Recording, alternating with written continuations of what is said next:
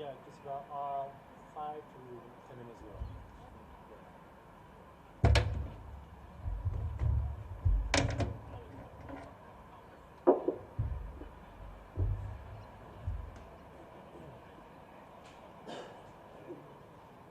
Yep.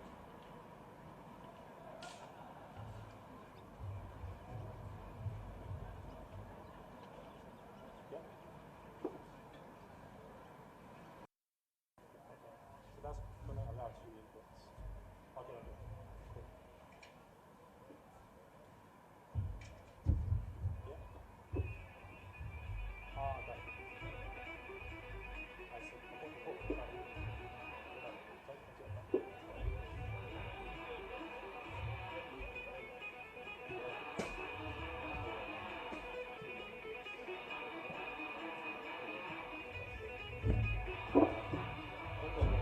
This particular model. Oh, cool, okay. Yeah, no, I'm not sort of looking at the second one. So I only want to do a focus game machine. Yeah, so it's good. I mean, I can prefer this way as well. It's just that Yeah, no, that's so all the one camera I was using also. Yeah.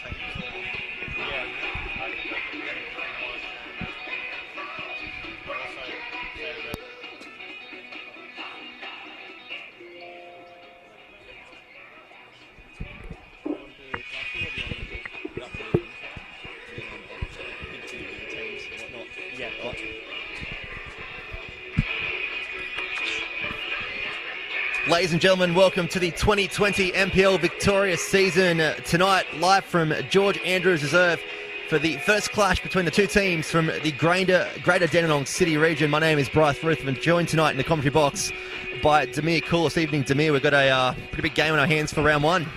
Yeah, good evening, Bryce. Pleasure to be here, as is always the case when you've got the Dandy Derby ahead of us with two local teams in Dandenong City and Dandenong Fund. They're about to do battle.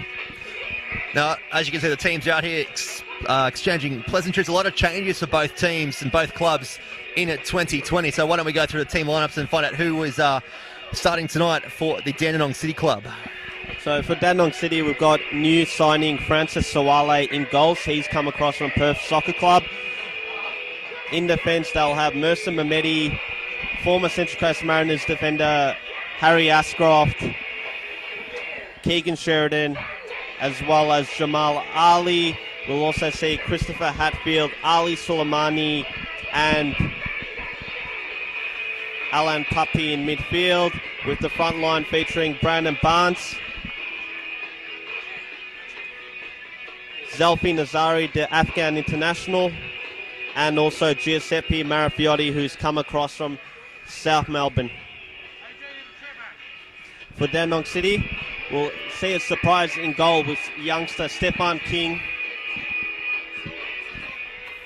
In defence, Shayan Alinajad, Adrian Lear, Nick Kalmar, who will be playing as a centre-back, alongside Luke Pilkington, and Luke Isles will be the left wing-back, we've been told.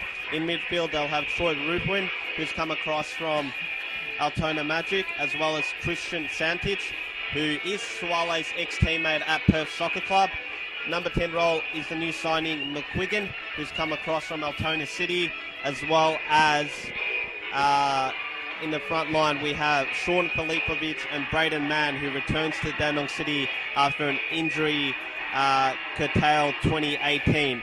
On the bench, we'll see Damid Salchin, the veteran goalkeeper, Zach Thompson, Jacob Brito, Luka Slavica, and Costa Sparta. Thanks for that, Tamir. And as you can hear, ACDC in the background here at George Andrews Reserve. You might have just seen a couple of photos in the middle of the park. That's because tonight both teams are playing for the Jim Mehmedi Cup, a trophy named after and donated by the Greater Dandenong Mayor, who is also a keen soccer enthusiast. A few new faces in both lineups tonight. Who are you looking forward to seeing out of both sides, really. Look, we've heard good things about Christian Santich from the Dandenong City people that we've spoken to, while for Dandenong Thunder, Zelfi Naziri, who will be playing in midfield. He's an Afghan international, and when you've got an international, I guess the expectation of him will be quite high. Referee for tonight's fixture is Lazaros Pantelidis in his third season doing games in the middle.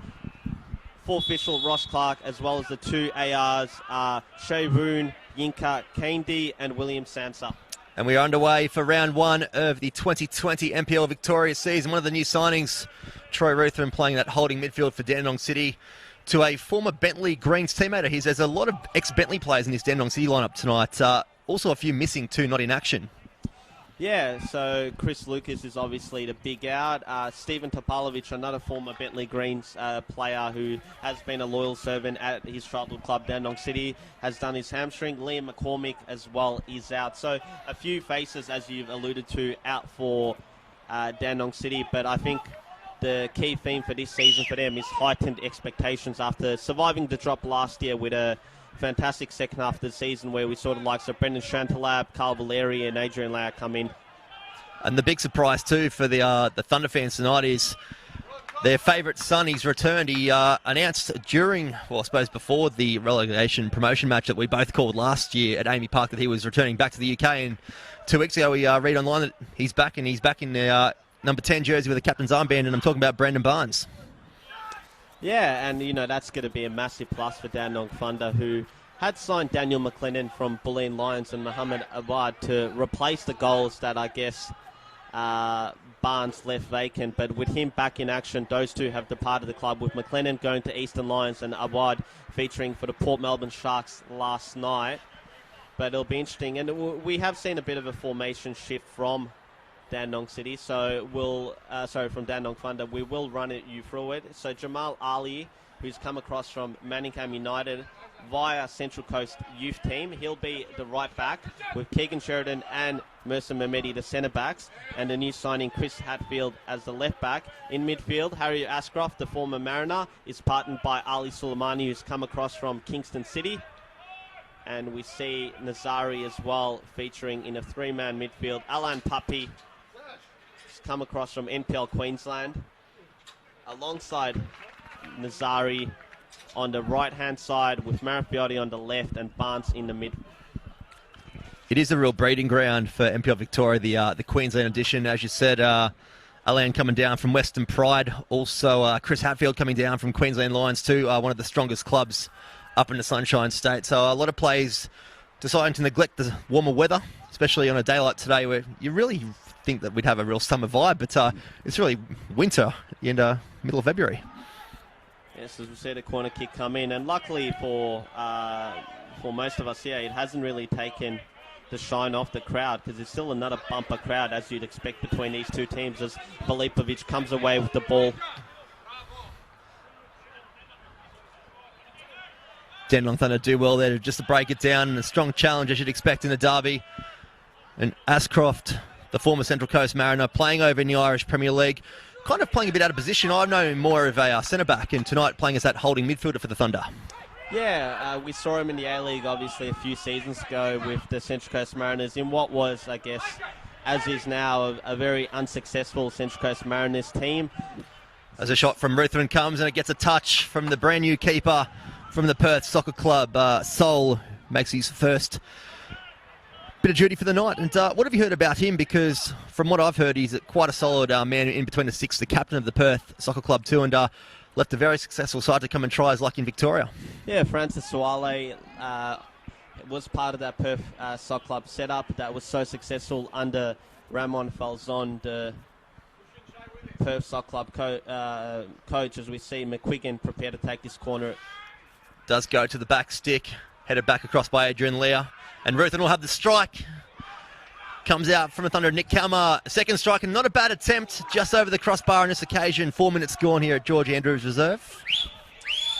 And there must have been a late change to the Dandenong City lineup, because, no, it's just that Christian Santich does look a bit like Jaden Unmack, the Dandenong City right back.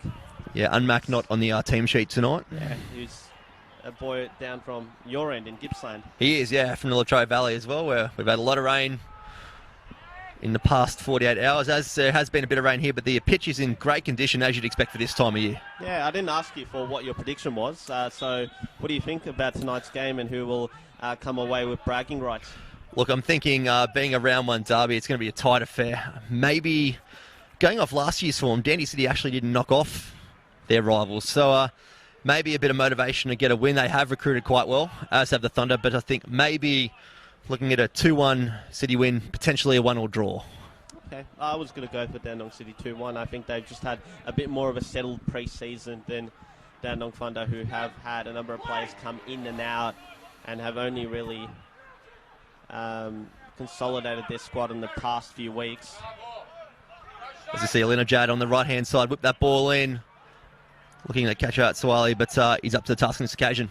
Now, we've also got a new man at the helm at Dandenong Thunder. Veton Kochari departed after last season's promotion relegation playoff victory over the Bulleen Lions, and he's been replaced by Sam Almazi, who actually returns back to Dandenong Thunder after spending a number of seasons overseas coaching in Germany. So a bit of into the unknown with him. We don't know too much about him as a head coach, but I've been told that Thunder are hoping that, or are expecting a much better season this campaign out. And I think, look, with the two teams that have been promoted and with, I guess, a few other teams maybe not as strong as they were last year, you'd expect Thunder to maybe not be in that relegation battle again this time round. Well, really, if you look at the start of the season that Dandenong City had too last year, until the midway point, the mid-season transfer window, they were in that same boat, and you can just go to show what a few signings have done. There has been a bit of talk, though, Demir, about the loss of the experience of Carl Valeri and Brendan Sanslab and how that will affect them. But looking at who they've recruited in the likes of Troy Ruthven, Chris Lucas, those kind of players, they've really sort of haven't lost too much. Yeah, I mean, with Kalmar, he returns to the club after spending last season at Green Gully, and he'll provide you with a lot of experience and also technical quality.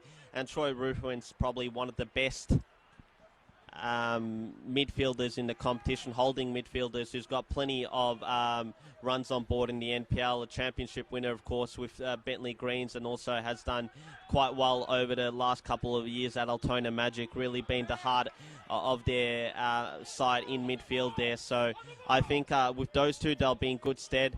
With goals, obviously, that's going to be a big factor for him this year. Braden Mann, a lot was expected of him when he came in last season. Unfortunately, it didn't work out for him with a crippling back injury, forcing him to miss much of the campaign and return home to Tasmania. But hopefully, being fully fit, we'll see the best of him. Sean Filipovic, maybe a better season for him coming up, second time round. It was his first campaign in the NPL last year, so you'd expect him to be more experienced and be a bit wiser and potentially get a few more goals up his sleeve this campaign. Yeah, I think you've hit the nail on the head as you see Alina Jad looking for the ball there from Nick Kalmar, playing at centre-back tonight. Braden Mann, he's the one that, to me, has the expectations on his shoulders because he had a great couple of campaigns down in the NPL Tasmania and came with big raps and goal-scoring talent next to his name, and obviously last year was hindered by injury, as we see the new signing from Thunder, the Afghani international, coming down from Brisbane Olympic to try his luck in the NPL Victoria. Another strong challenge there. And Chris Hatfield will try and clear this one out, and has won his side a goal kick. A pretty favourable outcome to me.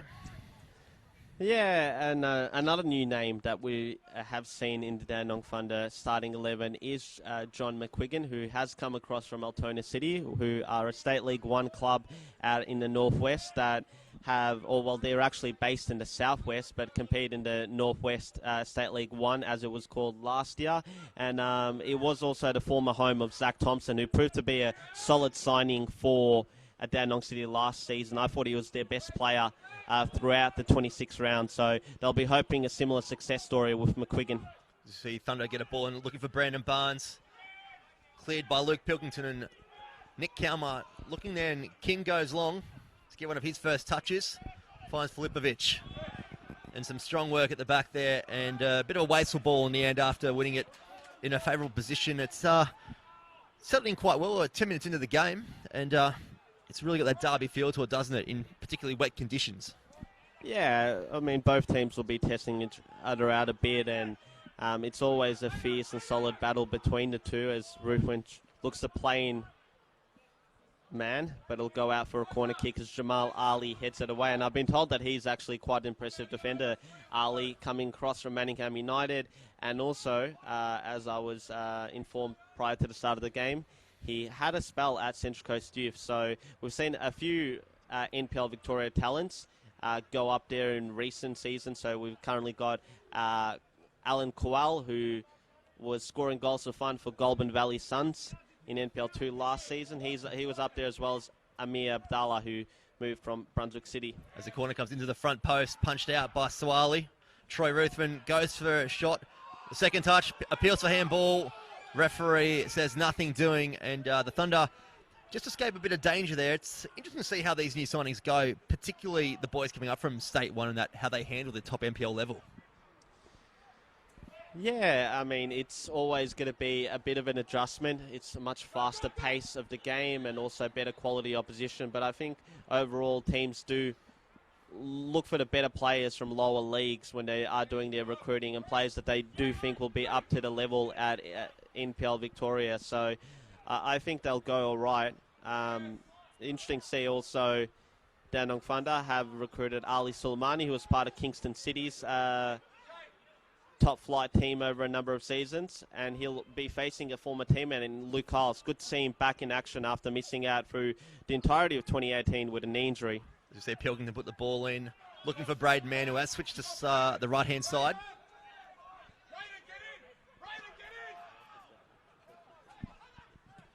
And we see a strike from distance, and doesn't trouble the Dandenong Thunder goal too much. It's also worth noting too, round one this year in the 2020 NPL Victoria season is actually dedicated to raising funds too for the Victorian bushfire appeal.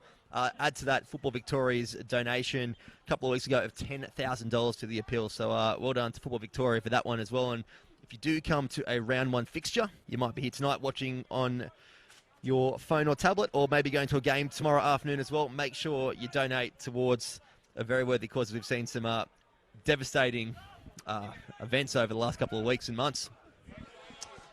Yeah, we most definitely have, and hopefully with, I guess, the colder weather coming up and with a bit of rain, it will dampen a lot of the fires that are still raging across the country. Well, being a Gippsland boy myself, I can definitely vouch for what we've seen out our way, as we see a foul just in front of the Dandenong City bench here. Adrian Lear and Alinajad, the guilty parties on this occasion.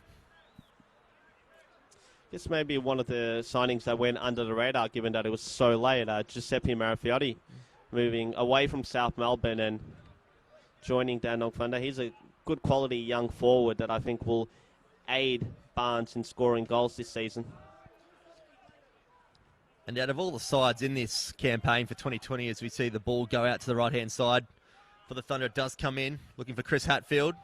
Adrian Lear using all that height, and it will be a goal kick. Out of all the clubs, Danny Thunder probably one of the, I suppose, up there clubs that have made the most transition out of all the clubs, really, when you look at who's moved to where and whatnot. But I suppose they kind of had to, given their situation last year, facing promotion relegation battle. As we see Brendan Barnes on the edge here with the strike, hits the post. And we see the Afghan international, Nazari, played off. Marafiotti has a strike, it's a goal, the opening goal for 2020 in the Dandenong Derby. Marafiotti, it is the 13th minute, and Dandenong Thunder lead the Derby 1-0 at home. Well, Dandenong City all at sea at the back there. The young goalkeeper, Stephen King, with an uncharacteristic mistake. Brandon Barnes thought he'd given Thunder the lead, but his shot came back off the post. Nazari did well to place it towards the path of Marafiotti, and I was just talking him up just a second ago, and he scores Dandenong Thunder's first goal this season. I guess for Dandenong Thunder, one of the problems last year was that they just didn't have enough support up front for Brandon Barnes, because he did the majority of the scoring, as has been the case in the last few seasons. They had Peter Skapetis there for the first half of the campaign, and they weren't probably the right fit. Then they had Dan Piemonte come across from Dandenong City in the second half of the season, and he failed to fire. So I assume with Marafiotti up there, he'll provide Barnes with plenty of support, and it's a great way to endear yourself to your new supporters with a goal on debut in a derby fixture. And the interesting thing there, amongst all the celebrations to me that you would have seen on camera too, majority of the City boys are up at the referee complaining about a foul in the lead up there, saying that they were fouled, but I just couldn't see anything. I think it was just a poor bit of defence really from the City lads. Yeah, I couldn't really see a foul in there. I'm not saying that there wasn't, just that did not see it myself. But yeah, just I guess one of the surprises on the team sheet was to see Damid Saltrin on the bench and Stefan King to replace him. He is obviously a good, young, talented goalkeeper. As Barnes on the breakaway is fouled by Pilkington. Yeah, the boys in white not too happy with that challenge. From our vantage point here on halfway, it looked like there was a bit of contact, and obviously for Brendan Barnes to go down, he's a pretty big lad, so he holds his own out there, so it must be some sort of pain too. Don't forget, if you are watching through our Facebook Live platform or YouTube as well, get your comments coming through. We've got it open. We can see who's saying g'day. Let us know where you're watching from, who you're supporting as well. Pretty strong crowd in here tonight, considering the weather that we've had the last couple of days in Melbourne. They were hoping for around 3,000 at George Andrews, maybe. Looking around, it's pretty packed, maybe up around 2,000. Yeah, you'll definitely get, I think, over 2,000 here tonight. I mean, it is a fixture that generally does attract a lot of the football community down here in the southeast of Melbourne. Well, Dandenong Thunder do a great job in the community promoting their club and getting local schools and groups involved to get them down to the game as well. And as you can see, there's a lot of people up against the fence. The grandstand's full. Even the canteen line's quite long at the moment too, and why wouldn't it be? The food here is pretty good. And on that note, we also do see some new facilities here at the stadium, with new corporate facilities right near us here. So good on Dandenong Thunder for improving their infrastructure. You see Nazari playing the ball in, and it's a free kick to Dandenong City, and it will come from King on the edge of the 6-yard, and he goes to the left-hand side. Good touch there. Finds a new signing, and Braden Mann receives it on the left-hand side. Rides the challenge of the Thunder players.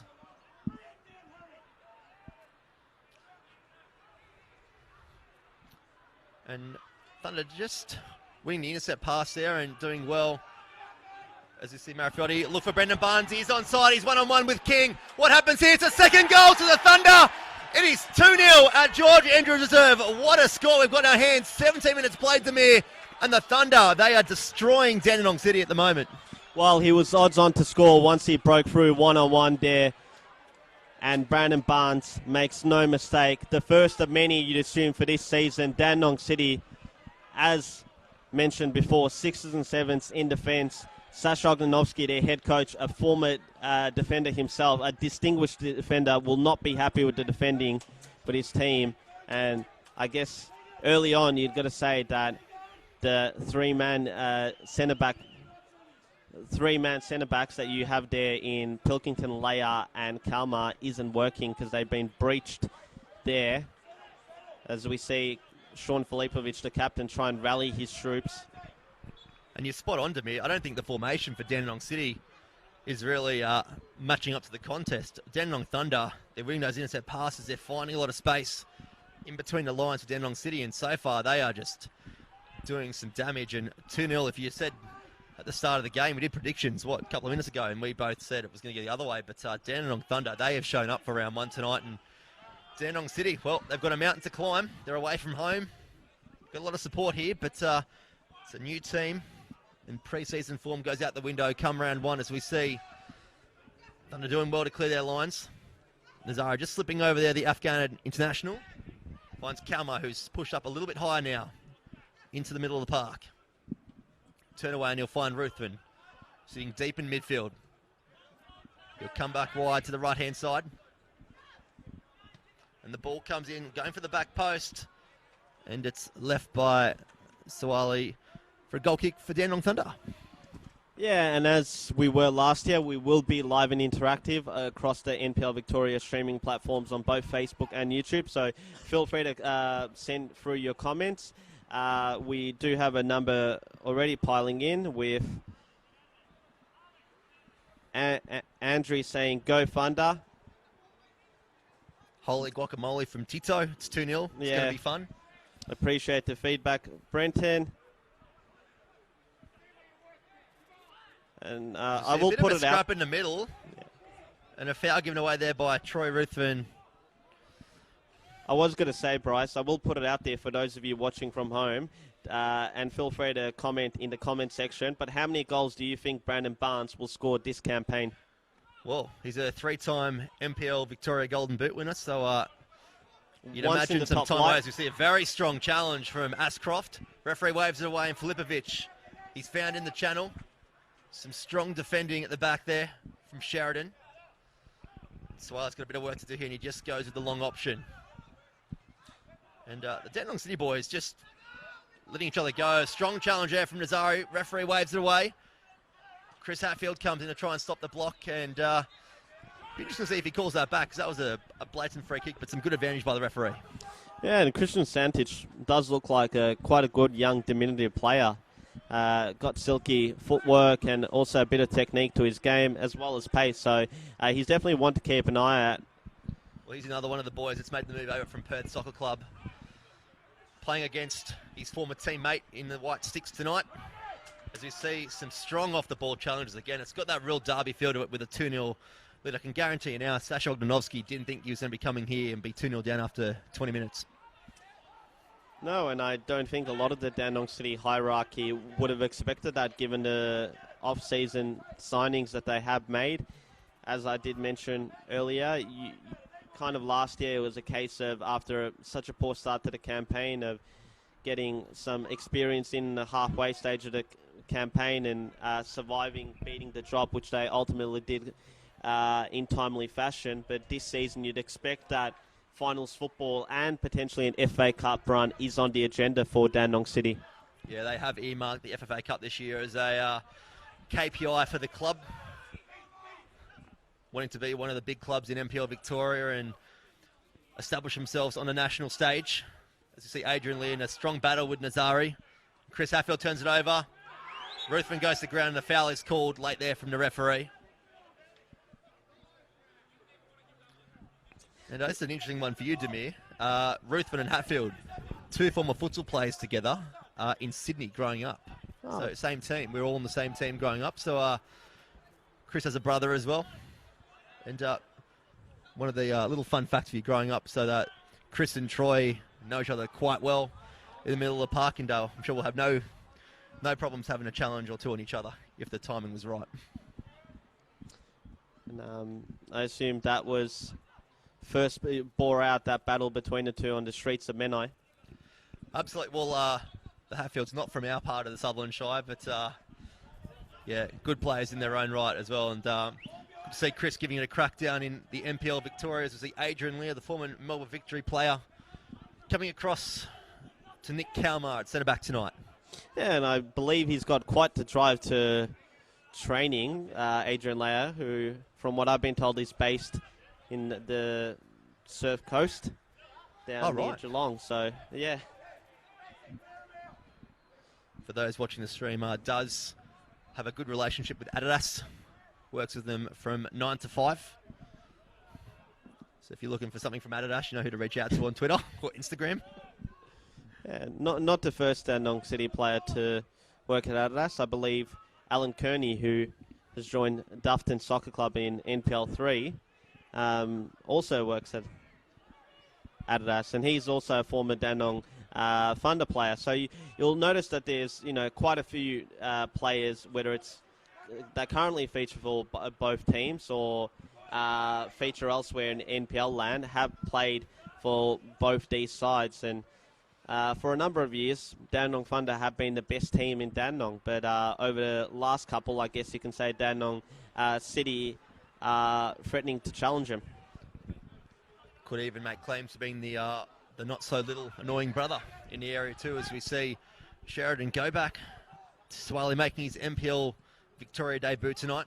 Yeah, and look, it's a pretty recent rivalry because, as some of you would already know, Dandenong City were formerly based out down in Edithvale, where they were known as Chelsea Hajduk, up until 2010 when they moved over to Frank Holohan's soccer complex and adopted the name of Dandenong City, which was formerly a club which had quite a strong English and Mauritian influence from memory. A great ball out to Linajad, who is just called offside in front of the new corporate facilities here at George Andrews Reserve. And both sides really starting to settle down into this game. I think the goals have really woken Dandenong City up, which they need a bit of a wake-up call because they haven't been at their best from what we've heard. Pre-season form's been quite good. They did knock off one of the title favourites, Oakley Cannons, in a pre-season fixture. I know pre-season results don't count for much, but by all accounts, both of these two sides tonight in the park have had a pretty handy pre-season. Yeah, as we see Santic, Filipovic and Mcguigan combine. Filipovic finds Ruthven, who plays short to Kalmar. He's got a bit of space in the middle of the park. Finds Mcguigan again. Plays it safe to Kalmar. Stansic looking for that ball. Dummies and comes back central. And just caught in the middle of the park here and has to go wide to Linajad, who's offside again in the exact same position as 40 seconds ago. And Sashok Danovsky letting him know just to probably wake up a touch. Yeah, we've got some more comments coming through. Andrew saying, well done, Tinkle Toads, for Brandon to go down. He must have been hurt. Denny does that. Class that boy. Sheridan saying, go Keegan, watching all the way from Toowoomba. Ogbu Benson saying, nice. Stephen, Paul Coel, my hero. Hopefully we see Paul out on the park tonight. His brother John was formerly at Dandenong Thunder in 2017. And we also got Dean Manair sliding into my DMs and asking me for a shout-out. Well, there you go. Get your comments coming through on the Facebook live stream or, of course, YouTube. And settle back and stay dry and enjoy all the action of this Dandenong derby as we do kick off a brand new season. As we see Modaferrari go down. An interesting change for him, obviously coming across from South Melbourne. There was a few issues from what you can hear at the back end of his campaign. One of them actually came to a head that we saw in the field with Marcus Schroen, if you can recall, in regards to a penalty. So obviously he's had a change of clubs, gone a different direction, and so far it's been a good start to him because he's got himself in the score sheet. And in my opinion, that's a big loss to South Melbourne. Marifodi was a South junior as well. And while he didn't have the best of seasons last campaign, I mean, really, who did for South Melbourne? As we see Filipovic looking for the right option, the execution wasn't here on this occasion as Thunder looked to play it out. Comes to Sheridan, and it's worth noting too, with Keegan Sheridan actually, has taken on Dandenong Thunder's club's Indigenous Community Development Coordinator role too. So good to see Keegan Sheridan getting involved off the pitch too with the Thunder as well. Good to hear about some players getting involved in their club more than kicking the white ball on the pitch on a weekend. Yeah, and Keegan had his own injury issues at the start of last season. Good to see him make that return halfway through the campaign and ultimately aid Thunder's relegation fight. As we see Ruthven with acres of space in front of him. Looking for an option. He finds Filipovic, wearing the captain's armband tonight, who comes out wide to Adrian Lear, using all his experience, and he's outdone by a younger opponent, but the foul is given by the referee, and Adrian Lear can count himself like he's having a bit of a laugh because I think he knows that he got away with one there. Yeah, and Adrian Lear, he is playing as the right-sided defender in the back three. Probably uncharted territory there for him. I do recall that in the early years for Mel Victory, he did occasionally play as a right back when Kevin Muscat or Jeffrey Claes used to be the centre backs. But he's had obviously a solid career. Ollie Roo, as well as multiple A-League championships. As you see, Mcguigan put the ball in off the head of Hatfield at the front post. Kalmar looking to bring it down ever so slightly. Does well to keep control and puts the ball across, and Braden Mann gets on the score sheet for Dandenong City in the 28th minute. Brings them back into the game, and it is still 2-1 to the Thunder. As you can hear, the Dandenong City fans to the left of us and camera going off, and a good start for Braden Mann on his return to the NPL Victoria action. Yes, and don't we like to see that? Braden Mann, a player who's had a lot of injury heartache over the last 12 months, get himself on the score sheet. He loves scoring goals, and he's delighted to get his first one for Dandenong City. And great work there in the lead-up by Nick Kalmar to persist ahead, put the ball in, and Braden Mann timed his run well and nicked it over the line there ahead of Jamal Ali, who was the defender who was blindsided by Mann's run. See a strong challenge from Chris Hatfield. And Mcguigan in the middle asking for a foul. Nazari comes out. The Afghan international, Ruthven, wins out on this occasion. Finds the goal scorer in Braden Mann. Looking to play in the new signing, Mcguigan. And Sheridan at the back there does well to find Chris Hatfield just beneath us in the commentary area. And Alinajad up to the occasion.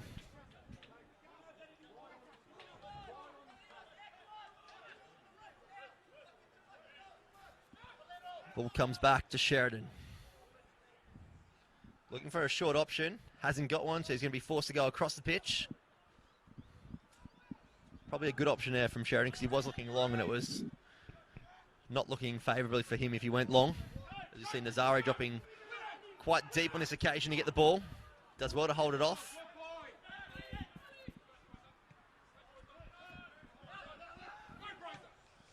I guess one of the things that Dandenong Thunder would have looked to improve on this season, amongst a number of things, was their home form. Because if you recall, Bryce, it took them up until late into the season last year to get their first home win. I believe it might have even been a late season fixture against fellow relegation battlers Pascoval that ultimately saw Thunder pick up their first 3 points at home. Was here in the first home game of last season where they got absolutely hammered 4-0 by Hume, and in the previous season their first home game saw them lose 9-0 to South Melbourne, so they made a much better start of things this campaign. Some strong work here from Dandenong City just to win that ball back. Braden Mann cops a late foul, and the referee could does be a see yellow this card occasion. here. I was going to say that was quite late to me, so that's probably a fair shout for a yellow card. Yeah, left one in him. I'm not too sure if the referee Pantelidis did see that one. I think he might have been alerted to it by his assistant there. Will be Mcguigan adjusting to life in the top flight of Victorian football. He'll put this free kick in just in front of the Dandenong Thunder bench.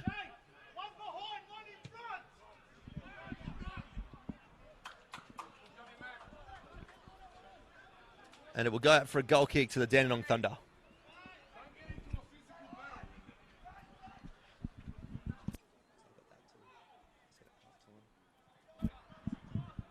"32 minutes gone at George Andrews Reserve." Don't forget, as we mentioned at the start of the broadcast too, round one is all about raising funds for the Victorian bushfire appeal to help those affected by the fires across Victoria as well. So if you do come out to a game in round one, we'll encourage you to spare some change at the gate.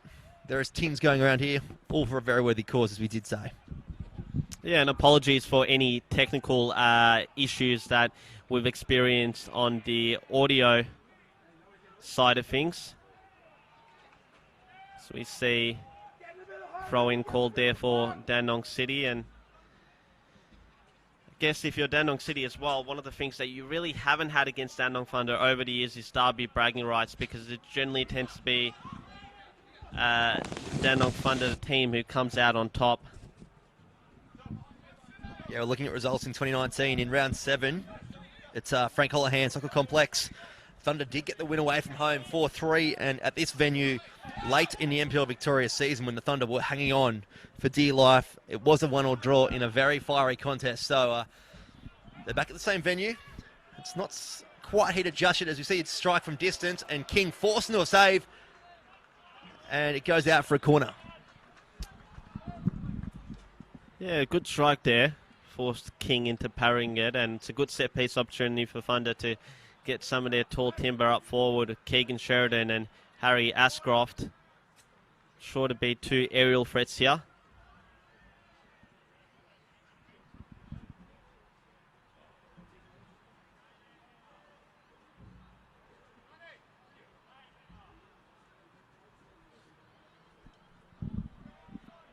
He's Nazari on the corner. The 2 hands go up. The ball comes in.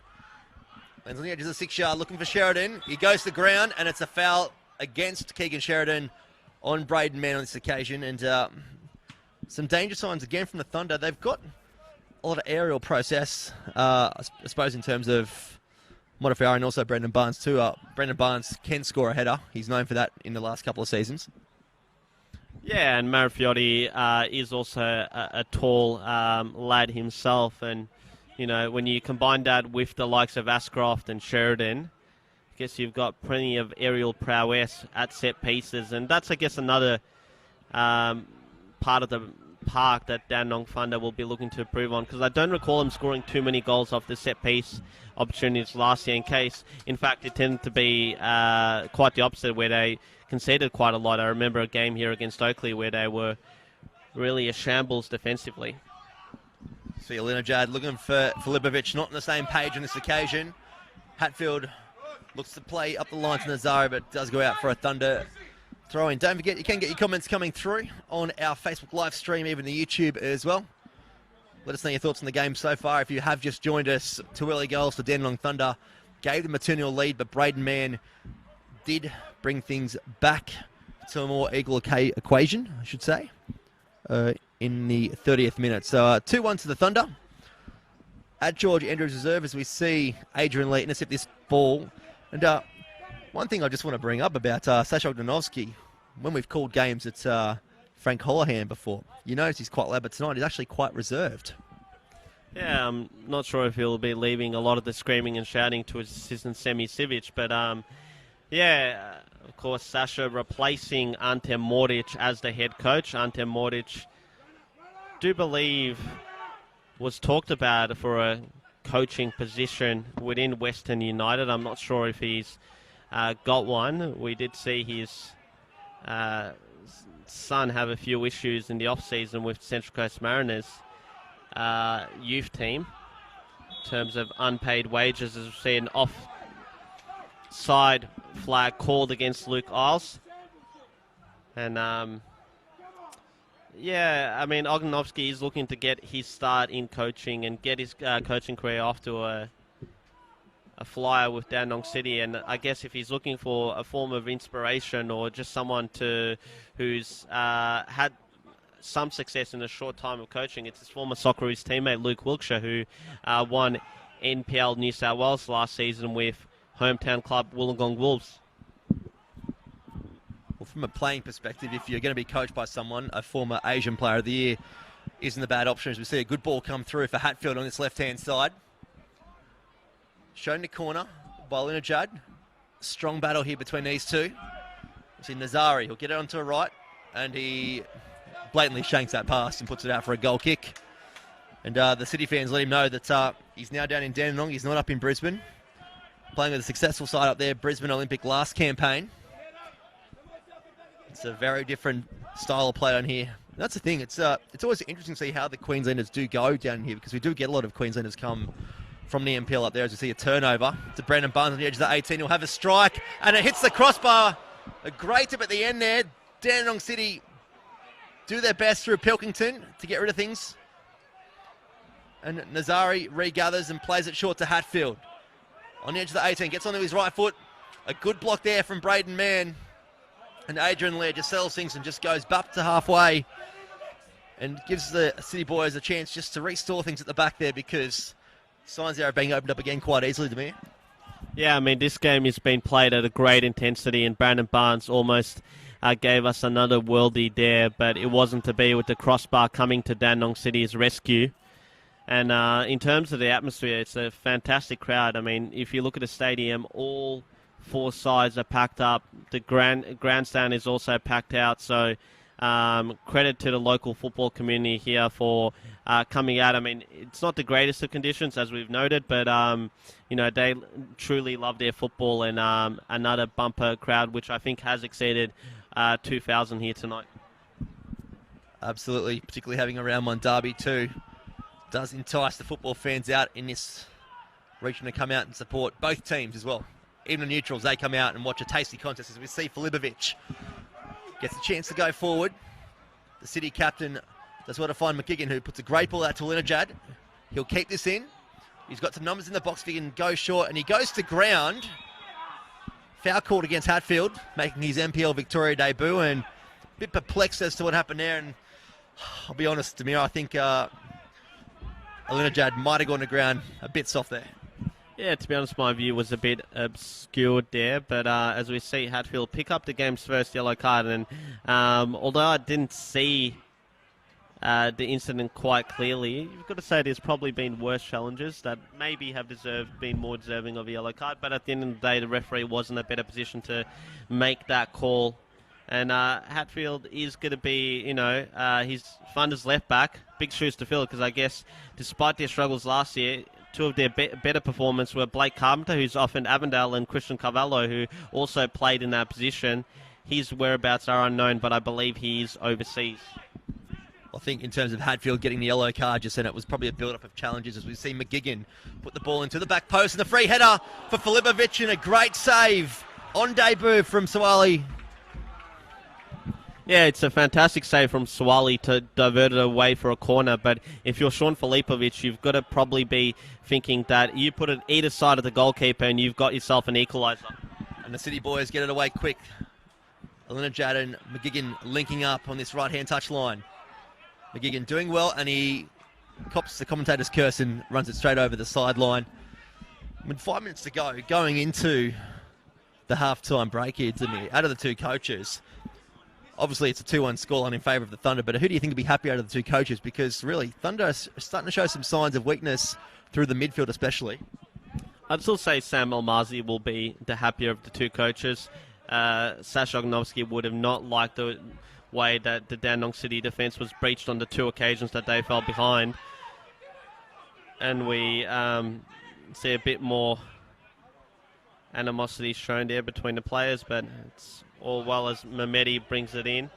As for, Dandenong Thunder, I guess it is a bit concerning, but at the same time, if you can tighten up at the back a bit and ensure that you've got Barnes and Marafiotti up front, you've got plenty of speed, plenty of pace there to really trouble your opponents, and even if they are playing on a counter, they're still heavily fancied, as we see Mcguigan try an audacious long-range attempt that ends up going out, untroubling Suale.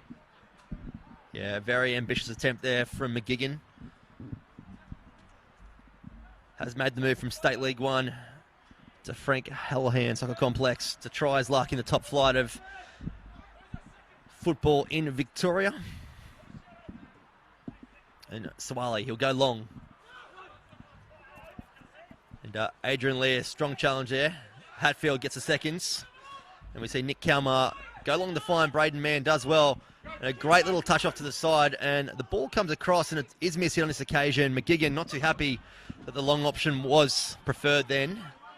As we see Ruthven collects the ball in the middle. They've got Alinajad on this right-hand side if they can find it. But Nick Kalmar is going to line it up, go for the skid, and Suale has to get down to his left-hand side for a corner. A very audacious attempt there from Nick Kalmar. Yeah, and those are the types of shots that goalkeepers really hate, the ones that really dip low and late, and particularly on a wet surface as well. So Suale might have looked quite unconventional, but I think he did well to parry that, and he's so far had quite a good debut between the sticks for Dandenong Thunder. From all reports, the NPL in WA is quite strong as well, so the step up shouldn't be too hard, as we see a great punch from that man. And Kalmar will have the option to shoot. He goes wide to Mcguigan with a great first touch to get him inside the box, and he'll have a strike. A great save from Suale, and it's cleared out of the box as far as the Dandenong City. 30 yards out. Hatfield puts in the challenge. Comes out wide. The ball does come in. Looking for Mcguigan, and a strike. Deflects out off Keegan Sheridan for a corner. Yeah, it was a fantastic touch from Mcguigan to open up an opportunity on goal there for himself, and Suale did well again to save that shot as Dandenong City prepared to take another corner. Santic had his attempt deflected, and if they can get one before half-time, as Lazaros Pantelidis tells Dandenong City corner to take it to the other side, I think it's Mcguigan who isn't too pleased with the referee's orders, but if they can get one here, it'll really feel like an opportunity lost to Dandenong Thunder to not only go into the break with the lead, but also just to dampen the mood for the home side. Got plenty of numbers in the box for Dandenong City. Mcguigan, he'll put this in from the right-hand side. Goes looking for the back post. And it comes off, and there's the opportunity there for City. Comes out wide, back to Mcguigan. He'll put the ball back in, going for the back post. Adrian Lear doesn't quite connect the way he was hoping for, and it's cleared. And Brandon Barnes can't meet this one. Some good defending by Alinajad, and Ruthven will ride the challenge, and he'll win himself a foul just in front of the halfway line, and just about to hit the 45-minute mark here at George Andrews Reserve, and we see Nick Kalmer pushing a little bit higher into the middle of the park, playing in his unusual centre-back role as we see the foul given. And the Dandenong Thunder bench to the right of us, Demir, they're looking very unsettled going into this halftime break because they can sense the danger unless halftime comes pretty quickly, as we see 2 minutes of stoppage time added. Yeah, and I guess for them, they'd be just hoping to survive these final 2 minutes because Dandenong City are really up the intensity as Santich goes in search for Mcguigan, but it just is a bit too strong, that ball, and a reprieve there for the Dandenong Thunder, who I must say, despite the departures of Carpenter, Cavallo, Modafari and Kieran Dover, do look to be a better force, a stronger force this time out. I know it's a small sample size, 45 minutes of the first home game, but they generally look a bit more settled with Harry Ascroft and also Nazari in midfield, who have given them plenty of penetration and activity in the centre of the park. It's been a great battle in this first half between Hatfield and Alinajad, and on this occasion the latter does win out. And Hatfield really getting a tough start to life in the NPL here in Victoria, making a move down from Queensland. As you see, Adrian Lear just plays it for Nick Kalmer, who does go short to find Flipovic. Finds Stantich, looking for that second ball to Flipovic, but just not on the same page on this occasion. Modafaro does well. Great touch by Hatfield. Alinajad, a slight touch on the second bite of the cherry, and he'll earn himself a yellow ticket right in front of the home bench for the Dandenong City boys. And look, that was coming, really. I suppose both in the yellow card. It's going to be a very tasty second half for those two. Yeah, and Alinajad, who for much of his NPL Victoria career, we've seen playing a more advanced wide or wing position, whatever you want to call it, for the likes of Melbourne Knights, Bulleen Lions and Oakley Cannons. He has found a new home as a right back or / right wing back. So his defensive skills are, probably one that I think if you're an opposition team you'd like to exploit, because he hasn't been a defender his whole career, and he's another one that comes from a futsal background as Nazari takes that one. And that will be the halftime whistle here at George Andrews Reserve. The halftime score: Dandenong Thunder 2, Dandenong City 1. Demir, your thoughts on the first half? Yeah, perhaps a deserved lead there for Dandenong Thunder. I think they started the game the better of the two teams and really put a lot of pressure on the Dandenong City defence, who might have been coming to terms with a change of formation.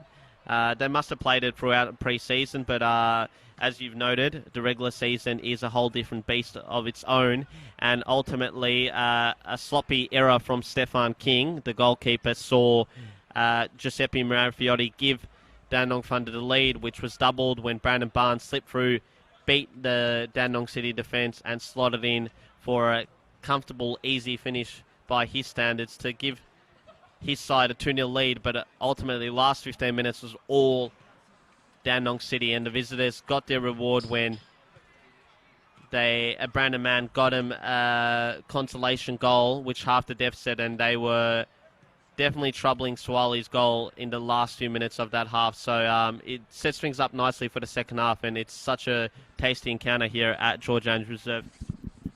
And it will be a short break for us. Demir Coulis and Bryce Ruthven in commentary tonight. It is round one of the NPL Victoria 2020 season. We'll be back shortly for the second half.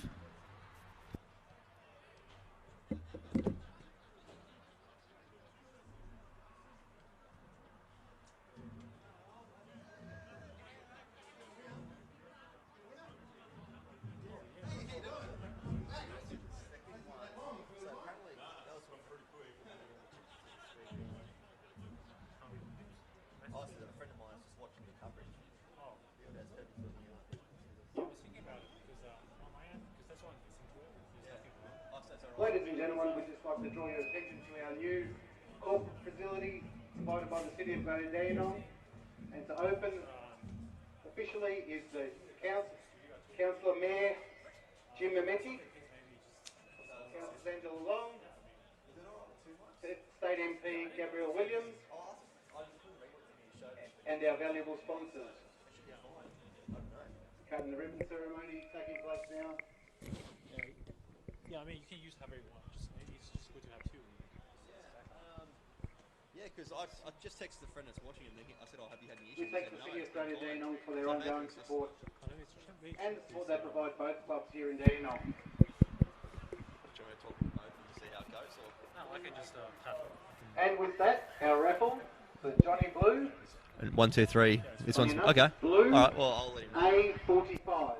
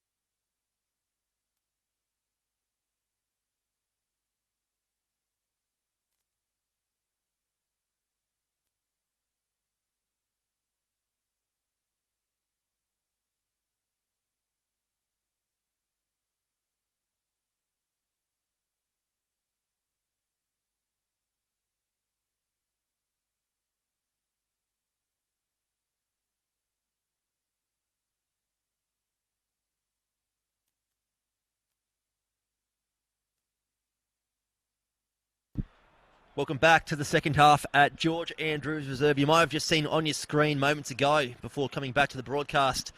Round one is actually dedicated towards raising some funds for the Victorian bushfire appeal. Football Victoria started off the campaign a couple of weeks ago, donating $10,000 to the Victorian bushfire appeal. So well done to Football Victoria on that. It is Bryce Ruthven in tonight with Demir Calls to score 2-1 in favour of the home side in this round one opening derby. And from what we've seen in the first half, Demir, we're in for a pretty big second half too, and hopefully things heat up here.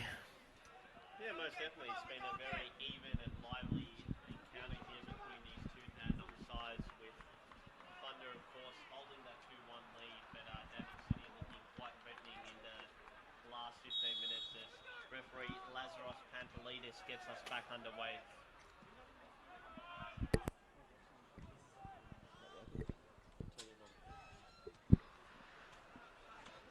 Hatfield looking to play short to Nazari. Finds him again. The two of them linked up well in the first half. Two new signings to the men in red and black as we see King.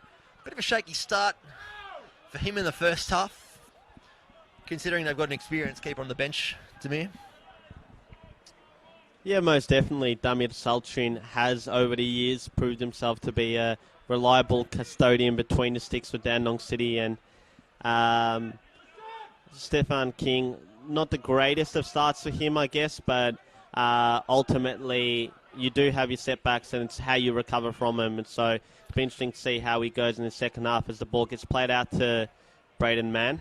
Yeah, couldn't quite get the touch there from Nick Kalmar, and we see Adrian Lear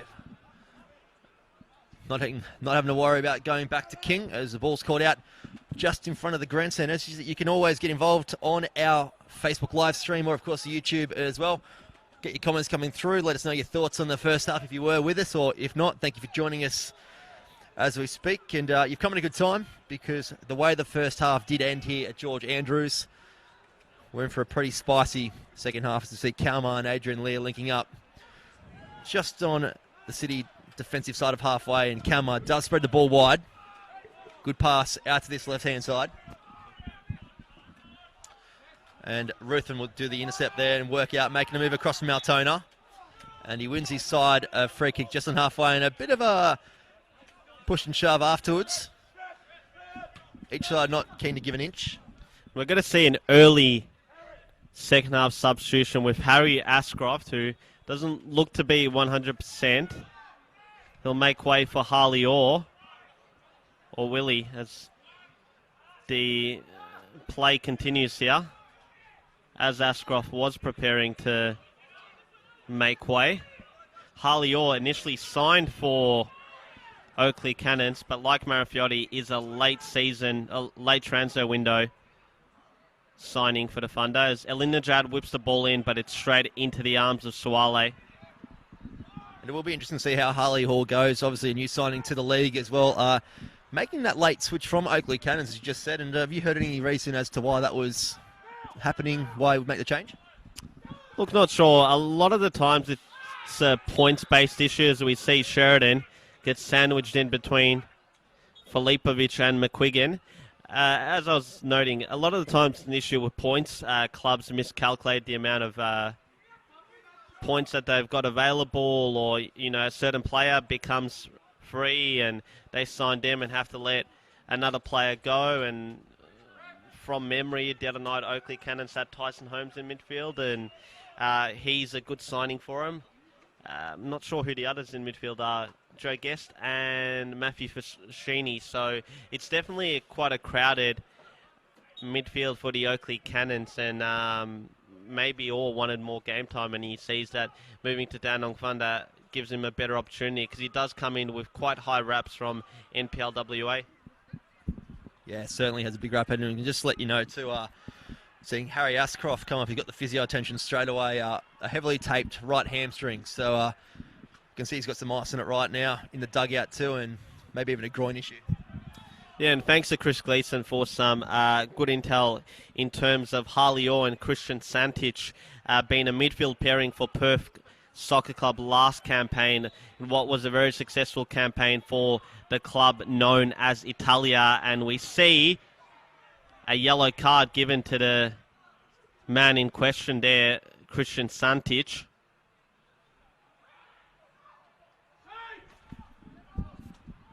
Just a bit of confusion there amongst the City players as to why that was given, but there was a foul issued from the referee, and it will be a Dandenong Thunder. A free kick just on their defensive side of halfway. Ball goes long. And Thunder do well to keep that in. It was quite a deep free kick. Harley all looking to get an early touch in. Neglected on this occasion. It's Nazari. He'll play it short, finds Brendan Barnes, and it'll be a second strike from Hatfield. And a solid late challenge from Luke Pilkington. Maybe a welcome to the NPL Victoria. Yeah, with that one, I think it was another one of those where perhaps the referee had his eyes on the ball going out and might have missed it. The alternative view there is that it's just, incidental contact really that happens when two players are going at each other. We see more pressure being applied from Dandenong Thunder with Suleimani pressing Pilkington, and he'll go out for a Dandenong City throw-in right near the corner flag down there. Jamal Ali trying to get involved nice and early in this second half. Doesn't mind getting forward as the right back tonight for the Thunder. As you see Ruthven clear it from Mcguigan. And Filipovic tries to get in, but Halayor gets his first touch in NPL Victoria. Comes back to King. Got time to settle on the ball here. Might have just heard Sash Ogdanovsky pointing out where the ball should be going, and it is headed on, but there is nothing really up front. And Filipovic really sort of left by himself up top at the moment because Braden Mann's playing out on the right-hand side. And it's hard to tell if they're playing two up top, and if they are, they're very wide apart. Yeah, and that was a common theme early on in last campaign where they had Filipovic up forward with, the likes of Dean Piemonte and also Anthony Theodoropoulos, and it just wasn't working for them. Anthony Polyak did give him some goals, but overall it wasn't really until the signing of Brendan Chantalab midway through the campaign that they were able to find the back of the net more regularly. And Sean Filipovic is a player who's proved to be a fine goal scorer in NPL 2 level. As I noted earlier, he didn't have the best of seasons last year, but I'm sure, would be looking forward to this campaign and looking forward to getting a few more goals, particularly given the fact that Stipo Andrijašević is also injured. Of course, he's got a wretched luck with injury. Did his ACL last season, midway through the campaign, and he'll still be on the injury sidelines for some time, you'd assume. Ball comes in the middle of the park for Nick Kalmar. He's got plenty of space to work with, and he drives forward. He's got Alinajad out to the right, screaming for it. Goes short to Ruthven in the midfield. He's forced to come back. He's got plenty of options in front and goes for the dink over the top. Looking for Mcguigan. Takes a heavy touch. Does well to regather it. Finds Stancic, who sends it wide to Alinajad. Keeps it short. Stancic will try and look to offload this one. He's caught and he has a strike, and it just goes to the left-hand side. And no real threat in the goals there for Sawali. Yeah, in terms of some of those players that we mentioned from Dandenong City last campaign who aren't at the club this season, Sam Sibatuara, who came in and started like a house on fire midway through the campaign, has returned to Queensland. Anthony Polyak, who is another Queenslander, came over at the start of last season. He's actually joined St. Albans Saints, so he's going to be quite a key signing for them as they return to the top flight this campaign. And also James Kelly, who bagged a handful of goals himself. He's returned to Moreland Zebras. You see some strong defensive work from Dandenong City just in front of the Thunder bench. Add to that too, Carl Valeri and Brendan Stanslab, a lot of experience going. Capped Socceroos, seasoned A-League players as well. As we see the Dandenong Thunder bench not too happy with what's happening here at the moment because they're getting in some good positions, but not really threatening and giving some cheap turnovers to the men in white tonight, as we see the ball come short to Kalmar, who turns it over to Brendan Barnes. Puts in a strong challenge. They'll keep it short to Pilkington. Goes back to King. Goes across to Adrian Lear.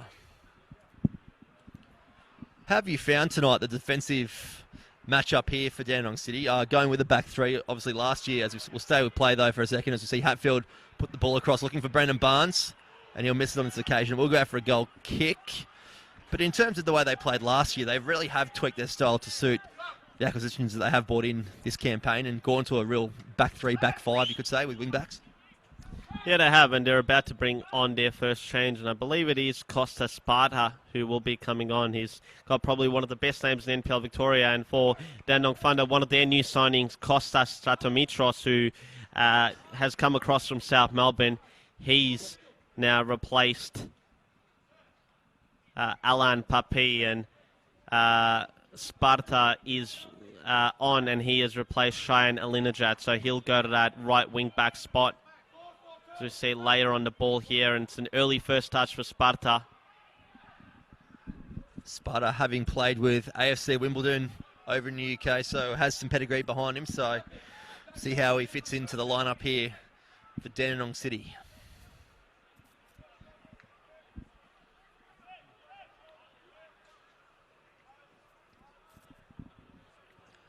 We're hoping for around 3,000 fans to come in through the gates of George Andrews tonight.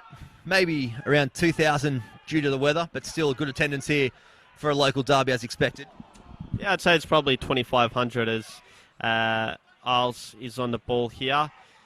Yeah, and it just really highlights the football appetite that there is here in this region. Of course, you might call it a bit of a controversial snub with Team 11 not gaining an A-League licence and instead going to Western United, who have had their struggles. But ultimately, I think that if an opportunity was to arise tomorrow for a team to play out from the southeast, they'll be well supported. Absolutely. And we will see Western United, a new A-League team that did get that Melbourne spot, in action tomorrow in Ballarat against the Brisbane Roar. So we see Stantich on the ball. Plays in the Mcguigan. Out to Sparta. Drives that ball in, but can't beat the first defender on this occasion. And one of the new signings for Dandenong City, Chris Lucas, has moved down from Brisbane Olympic. Actually had a trial with Western United, and they actually decided to pass against him, which is how he actually ended up here at Dandenong City. So I suppose the Dandenong City board are happy that they decided to not go with Lucas as a signing, because it's worked out well and in favour of the Croatian club. Yeah, and I think that Chris Lucas is probably one of the headline signings of the NPL off-season, given what he's been able to produce at this level before. And even when he returned to Queensland last year and played for Olympic FC, he was one of the competition's best, key part of their FA Cup run. So he's definitely one of the best marksmen outside the A-League, and his pace gives a lot of teams problems. He's you could say he's a bit comparable to Brandon Barnes. Maybe not as good, but he's definitely a player that gives opposition defences plenty of problems. Well, he does have plenty of speed. He might not have the size and the height, but the speed will create havoc amongst defences in NPL Victoria this year. I can tell you what, when he was at Bentley Greens a couple of years ago, he was part of a very strong side and featured heavily, as we see Hatfield out-muscled on this occasion. Comes back to Harley, or the new signing from Perth. He's got big raps on him coming across the Nullarbor, so we'll see how he settles into life over the next couple of weeks. We see Ruthven lining up a strong challenge. Montefiore looking for the same as what he just had to bear from Ruthven, and Adrian Lear looks to go long. Finds the shoulder of Mcguigan, which works out well for Flipovic. He finds Braden Mann. And he goes for the short cutback, but completely mishits that and turns the ball over to Hatfield. He tries to find Montefiore, who puts in a strong challenge on Adrian Lear, who questions where the free kick comes. They've won a throw, and I'm going to say that's a leveller, because that was definitely out by by the Dandenong City player. And you heard the home fans not too pleased with that one, but yeah, you get a few of those throughout the course of a game. Probably won't do as much damage as the commotion suggests. Of course, the other game being played tonight, Hume City Altona Magic, where it's still 0-0 after 19 minutes, with a good set-piece opportunity now being presented for Hume City. As we see a free kick called on Mcguigan. Of course, we have already had 3 games in the NPL Victoria round 1. Last night we did see Heidelberg defeat South Melbourne at Lakeside Stadium quite convincingly 3-0, and a draw between Port Melbourne and the Melbourne Knights. And obviously, Thursday night we saw Oakley Cannons defeat Avondale in a strong performance at Jack Edwards. Yeah, Oakley normally slow starters, as we see Braden Mann almost get himself a second, but Swale was quite alert to it. And Oakley, as I mentioned, usually slow starters, but a good 3-1 home win for them against Avondale as the ball breaks out here to Brandon Barnes. He gets onto his left foot and cuts it, and it is blocked by Isles, and Brandon Barnes puts his hands on his head because he knew it was a chance, and Hatfield sends it onto the car park with a bit of a tired shot, and really had better options there. Yeah, he definitely did. Jamal Ali did well to play that ball into Brandon Barnes, and as we've noted earlier, we are live and interactive tonight, so keep the comments coming in. We've got Dave saying, go Keegan. Dean, unlucky City, finished a half strong, keep the pressure on. Rick, watching from Tassie, and great to see our boy Brandon Mann back and playing. Denny, another one wanting a shout-out. Dre saying, isn't Nailey coming to the southeast soon? Coco wanting a draw. Thank you for your comments, and thank you for joining us either via the YouTube platform or Facebook Live. Still 2-1 in favour of the home side. We do have 30 minutes remaining at George Andrews, and it is a foul on Mcguigan. He has copped a couple of rash challenges tonight, and I think he's starting to really not put up with it anymore if you look at his reaction to these last couple of fouls. Yeah, he's proved to be a lively customer for Dandenong City, and it's really given Dandenong Thunder a lot of problems to deal with as Isles gets fouled there by Jamal Ali, and he'll go into the referee's book. It's not in a bad position for Dandenong City here, and they have got some set-piece takers and some tall timber too in their lineup, so it's a good opportunity to level things up. It will be Mcguigan. He seems to be the designated set-piece taker for Dandenong City, at least in round 1 anyway. He's going to be joined by Adrian Lear as well, maybe as a distraction. Not known for his set pieces.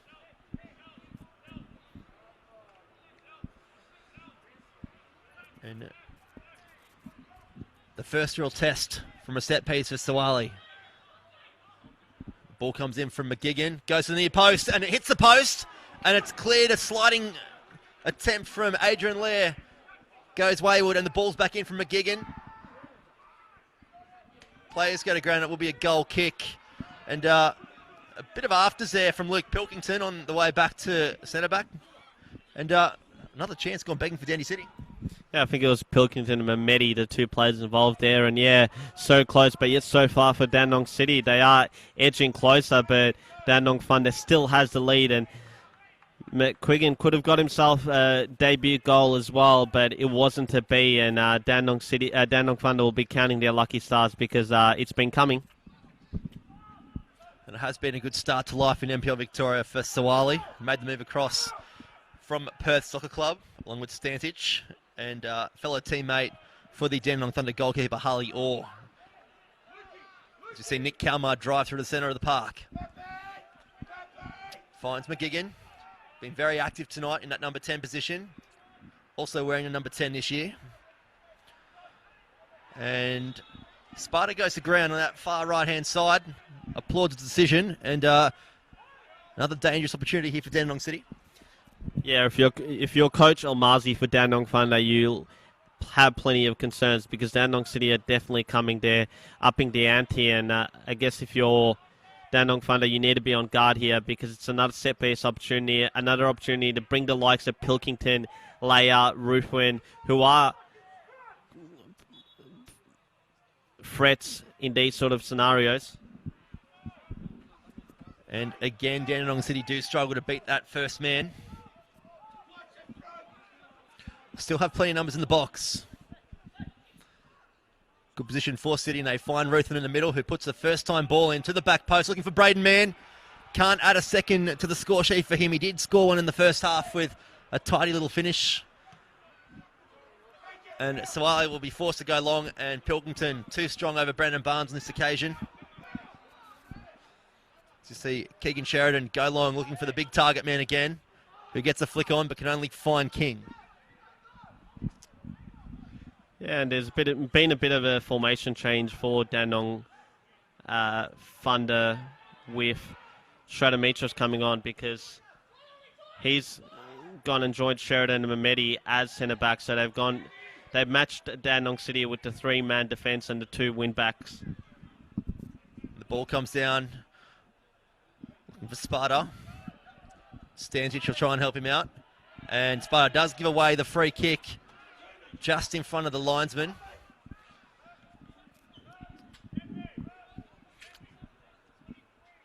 And the Dandenong Thunder bench, for a side that's actually leading the game, they seem to be at a bit of odds of what's actually happening here. Sasha Ogdanovsky looking pretty calm in his white zone.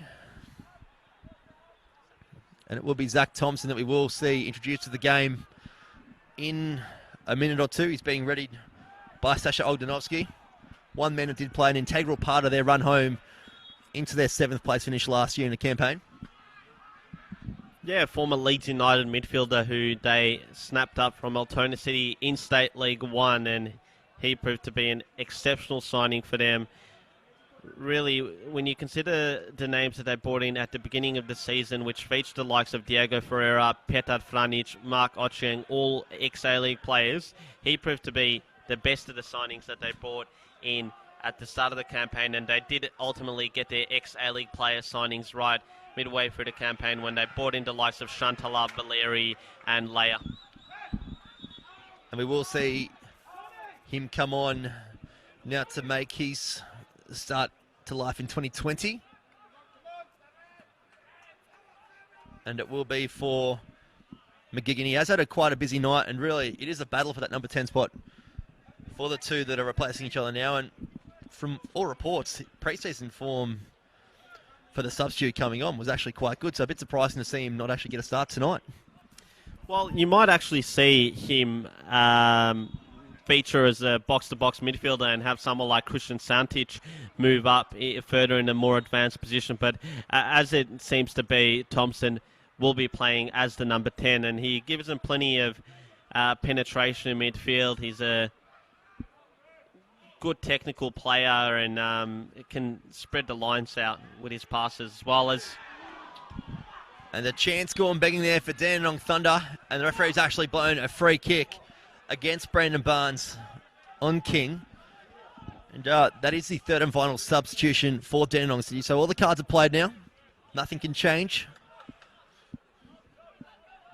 No adjustments to players on the field. So we'll see if they can get back this 2-1 deficit.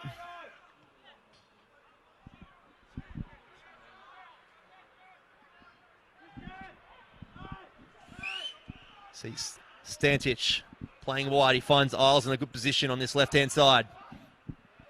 And he'll try and get a strike off on his right. Will find a near post, and it does go out for a corner. Did take a deflection en route to that left-hand upright.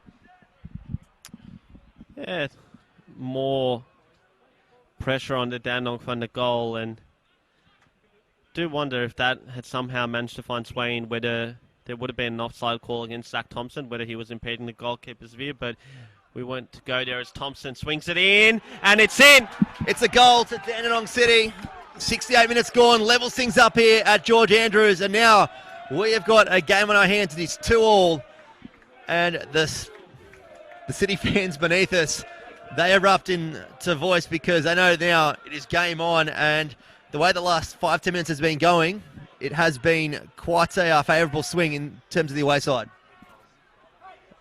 And we can confirm too the goal was awarded to the left back, Luke Isles. So not a known goal scorer, but he does bring things level here at George Andrews Reserve as we see Nazara, the Afghan international, spread it wide to Ali. He'll play it back to Sheridan.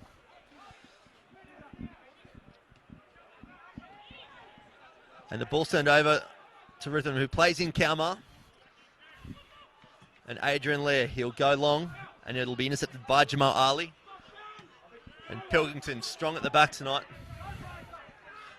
And Braden Mann will go to ground and win himself a free kick. Just touching on Luke Pilkington. For a man that had a pretty quiet first half, he's definitely come out of the sheds in the second half.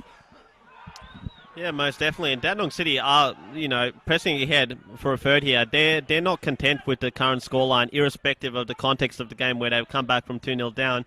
They really believe that Dandenong Thunder are vulnerable and they can get another one. And Kalmar just sprays the ball a touch wider than would have hoped. And the ball will come in. Looking for the back post, and Adrian Lear, who heads it down to Zach Thompson, who has a strike! And it goes to the right-hand side of the upright. Another chance for Dandenong City. And they're definitely showing signs. You can see the Dandenong Thunder bench below us are at 6s and 7s about what is happening in front of them at the moment, because unless they sharpen things up, there's a goal coming in the next couple of minutes, I can sense. Yeah, and for a second I thought that Thompson strike was going into the bottom right-hand corner of the net. He seemed to have struck it quite well, but just wasn't good enough as it skewed wide. That would have been some introduction for the substitute tonight. As you see that man try and tap onto his teammate in Braden Mann. Has got himself on the score sheet in his return to NPL Victoria. And some strong work from Adrian Lear, using all of his experience that we've known to come with his time in the Melbourne Victory and over in Korea as well. Get your comments coming through the Facebook live stream too if you are watching. It is a Victorian bushfire appeal round as well. Football Victoria kicked off the donations a couple of weeks ago with $10,000 donated towards a well-worthy cause for the fires in East Gippsland. So make sure you jump on board if you're heading out to an NPL Victoria fixture tomorrow afternoon. We have got some big games with Bentley Greens taking on Eastern Lions at 6 o'clock. It's been moved to Kingston Heath as well. And also St Albans as well, taking on Green Gully for their first home game back in the top flight of Victorian football. We'll see Leah try and clear it out. Bit of aerial ping pong at the moment, and Nick Kalmar will settle things down, and he'll find Ruthven, who turns it away from Ali, and he finds his space, and he finds Luke Isles too, with a great ball up the line to Thompson. Isles continues his run. Thompson looks for Filipovic, goes to ground, but maybe the slippery surface has turned that one there.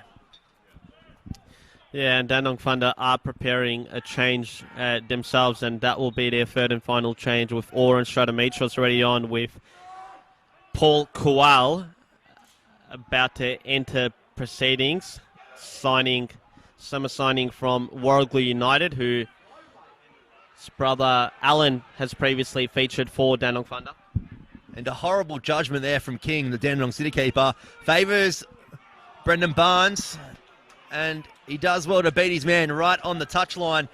And I can tell you now, the Dandenong City players aren't too happy at all with their keeper, because he came out and then just pulled out last second. Yeah, if this is an audition for the starting goalkeeper spot, it hasn't been a great one for Stefan King, as we see a change to be made here with Hadfield, the man who'll depart, and Kowal to come on for him. So this might potentially see a bit of a formational change. I think Hadfield's realised that he can go out through the tunnel there and doesn't have to come to halfway. And hasn't been a bad debut for the youngster making a move down from Queensland Lions, as we see Cool, who's made the move from Warragul up to the top flight. So it will be very interesting to see how he settles in to the much higher standard of NPL football.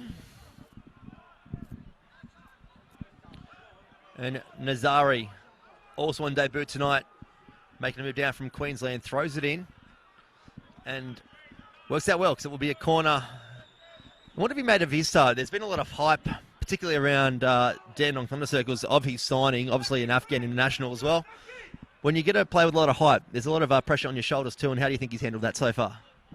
Yeah, look, I think he's had a good, solid outing on the park. I was expecting to see him play in a bit more of an advanced position. Did well to assist Marafiotti, but I think overall he's had a good, solid debut.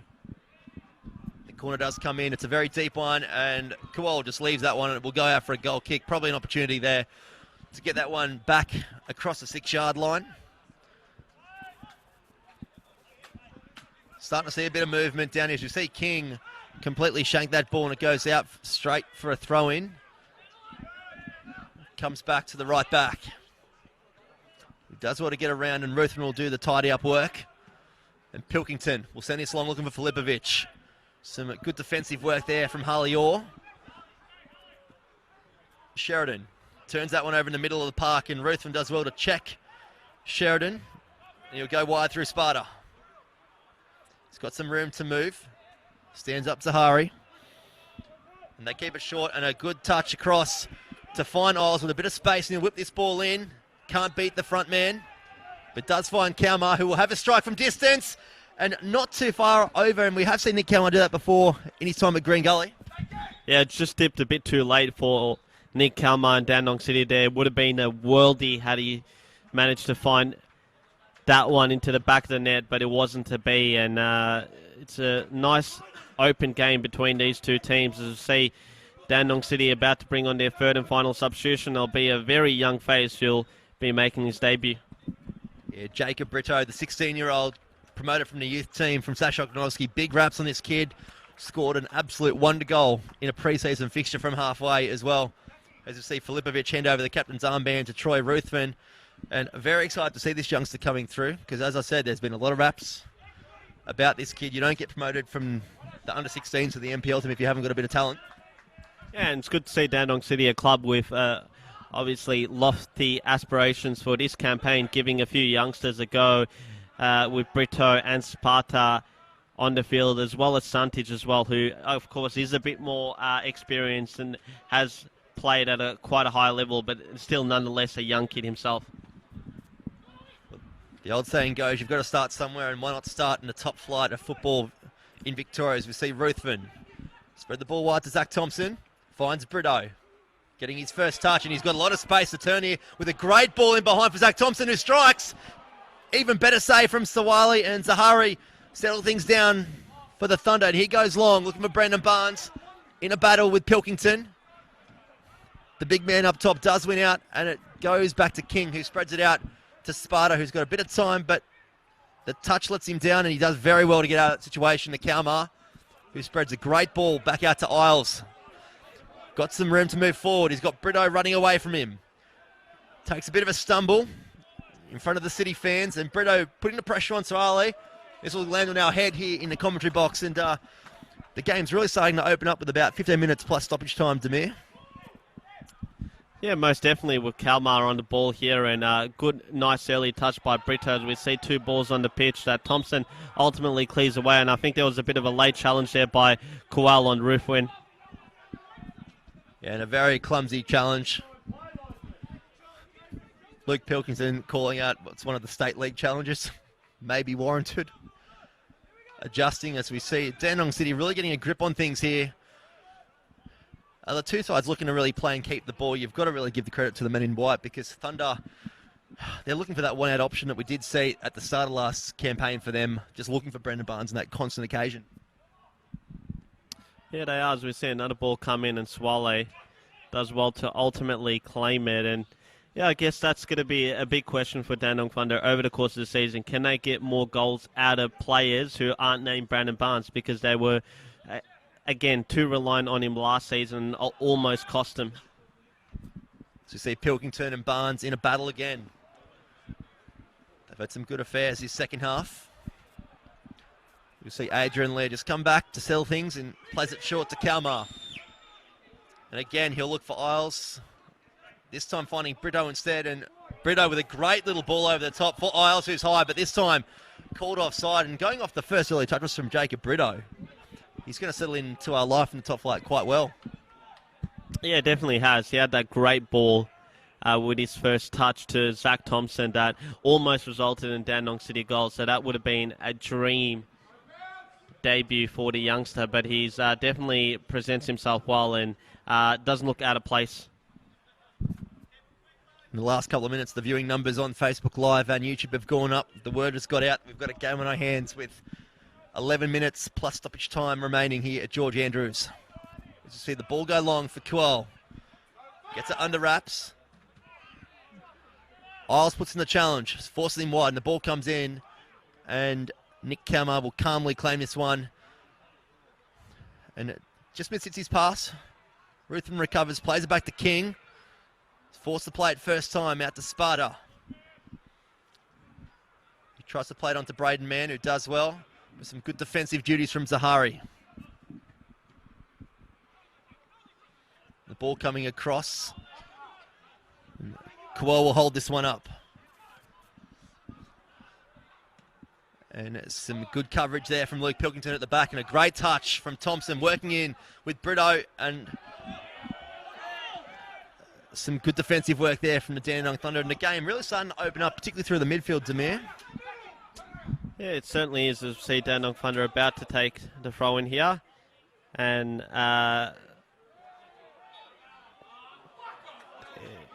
number 12 is actually Alan Puppy, who is still in the park and not Jamal Ali. So apologies for that mistake. And that man will take the free kick in front of his home bench. The coach dictating where this one should go, and he'll hand it over. And I'll look to try and play this one short. Dandenong City alerted to the danger. And there's a $2 fine for the nutmeg jar at training. There's a good bit of play here to the edge of the box, looking for Modafiari. Harley Orr. Good ball in, but just misread from his teammate there, and it will be a City throw-in. 10 minutes remaining here. Yeah, it was one of those where Orr's pass is going one way, Soleimani's going the other way, so lack of communication there, or lack of awareness to see the pass ultimately end up misplaced. But I don't know, Bryce, what do you reckon? Is there a winner in this one? I think there is, and I think I can really see it coming from the men in white, the way that the last 5-10 minutes has really gone. But as we saw in the first half, Dandy City really dominated the opening 15 minutes, and then we saw 2 goals from Dandenong Thunder. So really, it's anyone's game, but I think we will see one of these sides going home with 3 points. Brendan Barnes will come across and take this one. Plays in Paul Cool. Sheridan, good with the defensive duties there. Ruthven plays it wide to Sparta. He's got a bit of room to work with. Keeps it short. Stanzic with a great switch for Isles. Just a bit heavy on the touch off the top of his head, but some good positioning for them to come out, and they've got some room as Ruthven's fixing his shoelaces. They find Brandon Barnes, and Quell just not on the level of Barnes on this situation. Yeah, I think that's an error on Barnes' part, but another error. See Soleimani slipped the ball into Marafiotti. And a strong challenge coming in from Isles on Cool. He keeps his feet. Adrian Lear trying to help out too. And a great second ball. And Modafiari, and a great save from King. That is his highlight of the night, because he had a tough first half, but he's definitely redeemed himself with that save. That was the guaranteed goal, Demir. Yeah, exceptional save from King there to stand tall, stand firm, and ultimately for Dandenong Thunder, they're on the defence here. And Brito just overruns that ball, and Zach Thompson and Brito really linking up well, but King, he has saved his side going down on the scoreboard.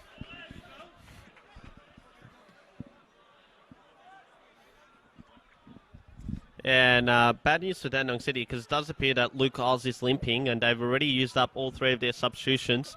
The new physio, Johnny Markov, asked him if he's all right, and didn't seem too convincing there, Luke Isles. Yeah, they have brought the medical staff across from Altona Magic that were there last year. He must be all right, because he's happy to throw his body around still in front of his home bench.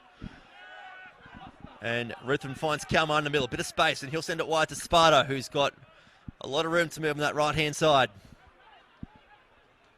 He takes on the defender, does well to beat one, gets the ball across, looking for the option, and we've got Zach Thompson, goes to ground, Sawala with a strong punch, and Kalmar looking for the seconds, goes down, and comes back out, and Brandon Barnes all on his lonesome, and we've got the referee now. This is a bit controversial to me, because Brandon Barnes in a great position, because Zach Thompson's down in the 6-yard box, he's pulled it up. Yeah, we've got a bit of commotion definitely here.